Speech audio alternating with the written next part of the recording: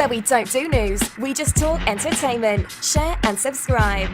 Hey guys, welcome to Entertainment Talk Nation. This is Rob. This video, we're going to do another Godzilla Q&A. So last week's video, we discussed, I did a general Q&A video, pretty much answering a very common question that came up in the comments regarding other monsters coming into the Legendary Universe outside of the three that we're getting.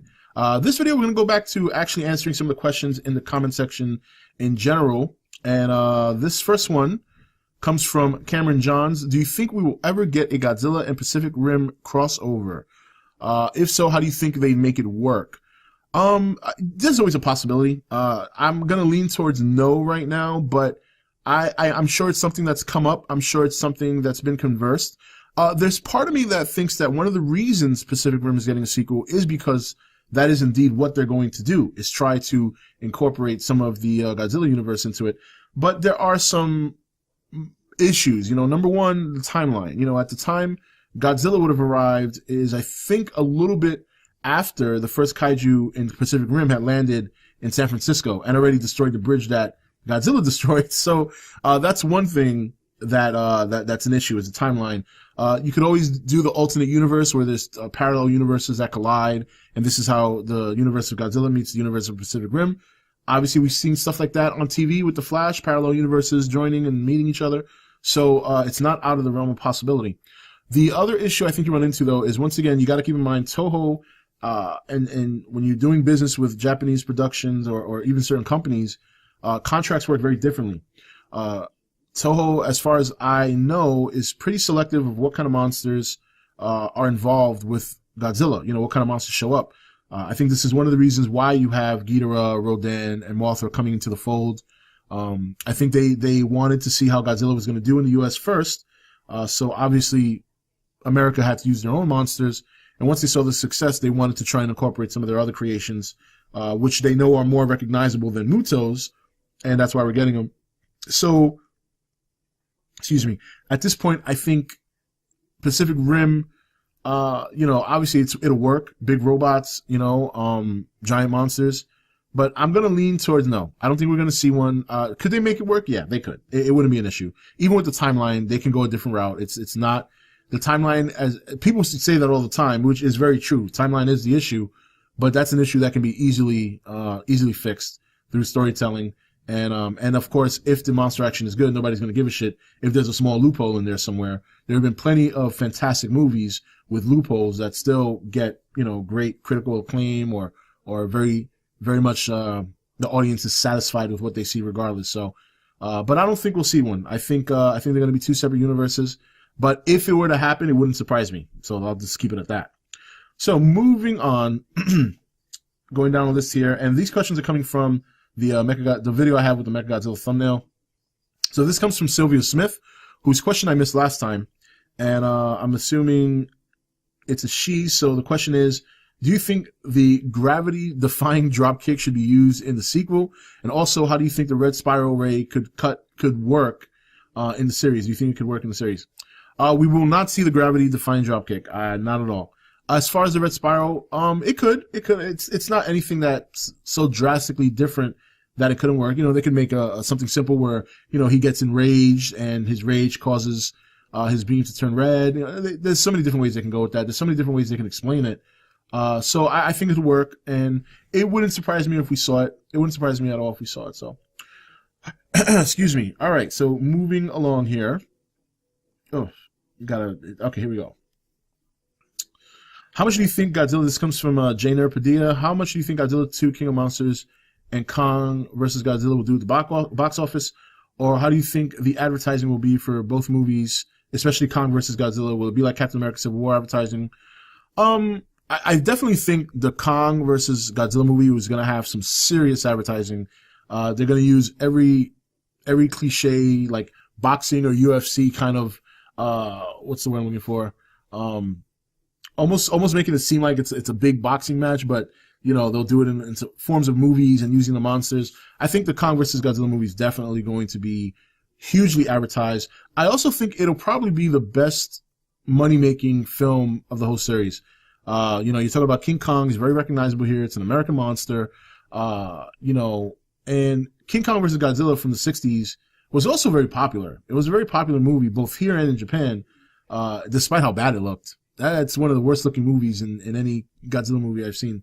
Yeah, so it was just bad. But, as far as the other movies, yeah, you're definitely gonna see some advertising. I think the Godzilla 2 movie is going to be pretty much promoted similarly to the first one, with less secret of showing Godzilla. Godzilla will be shown, of course. The cat's out of the bag. There's no surprises anymore. But I think you'll get the same kind of treatment for the other monsters. Like a little bit of teasing. You might see a Mothra wing here. You might see a Ghidorah wing there if he's in the sequel. So yeah, I think the advertising is going to be probably much bigger for the Kong versus Godzilla movie. I think it'll be fairly big for the Godzilla sequel, but I do think that Kong will make the most money of any of the movies. Kong versus Godzilla, that is, will make the most money of all the movies there. So yeah. Moving on, and let's just scroll down here.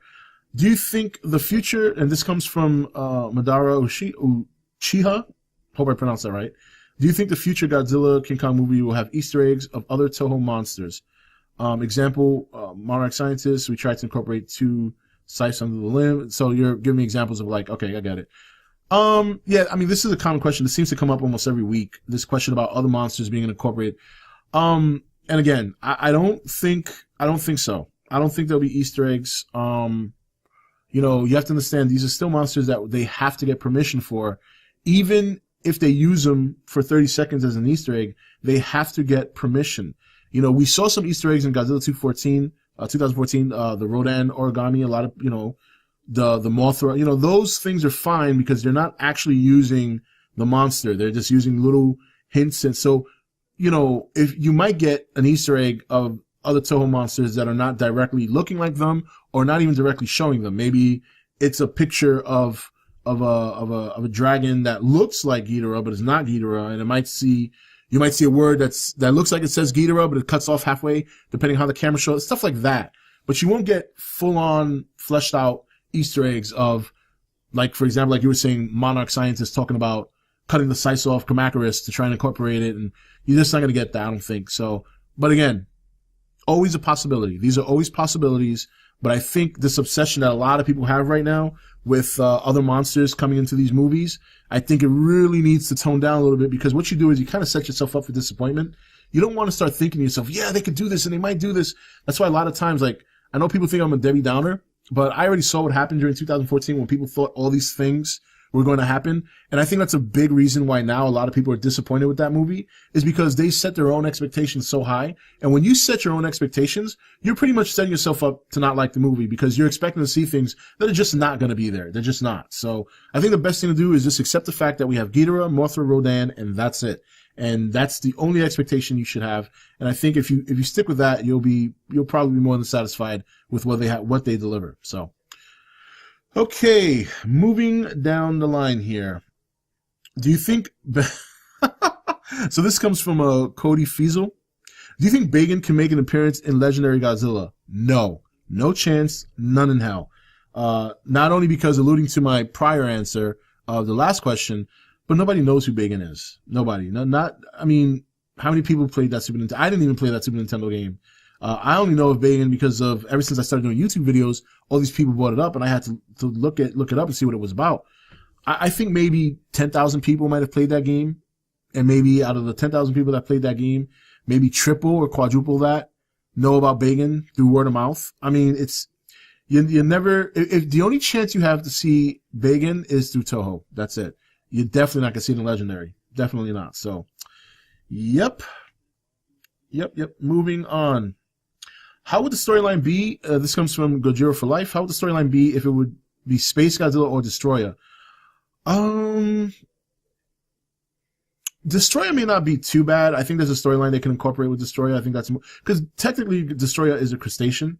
So, I mean, we have so many different species of crustacean in the ocean. That wouldn't be too hard to develop a story for that. Space Godzilla is a different story, because now you're flirting with something similar to Mechagodzilla, where you have an alien monster that is just like Godzilla. You have to answer the questions why. And while we know the answer to that question from a Toho's perspective, is that kind of story going to work for the general audience? No. So you have to come up with a new reason as to why you have an alien monster that looks just like Godzilla, but has two big ass crystals for shoulder pads. So, be that as it may, I don't think you'll see either monster in the Legendary Universe, anytime soon, if at all. So, just my opinion. I'm not trying to, get people all upset. That's just how it is.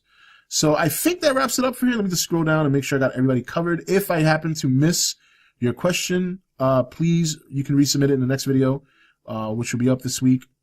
I just want to make sure I got everybody. Okay, I think I got everybody. So yeah, that wraps up the questions for this Q&A, guys. Just leave them for the next video, which will be up this week. You guys know, always leave your questions in the comment section, and I will definitely answer them. I'll try to get all of them, and if I don't miss it, if I don't get them, to just resubmit it for the next video. Until then, this is Rob signing off for ETN, where we don't do news, we just talk entertainment. Take it easy.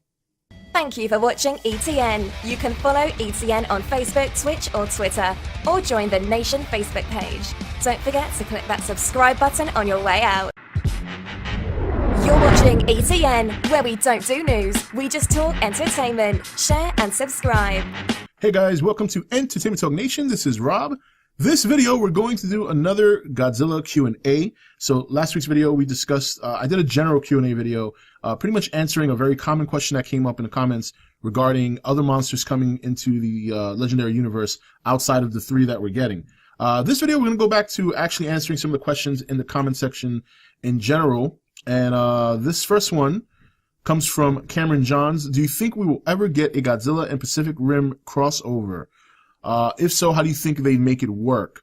There's always a possibility. I'm gonna lean towards no right now, but I'm sure it's something that's come up. I'm sure it's something that's been conversed. There's part of me that thinks that one of the reasons Pacific Rim is getting a sequel is because that is indeed what they're going to do, is try to incorporate some of the Godzilla universe into it.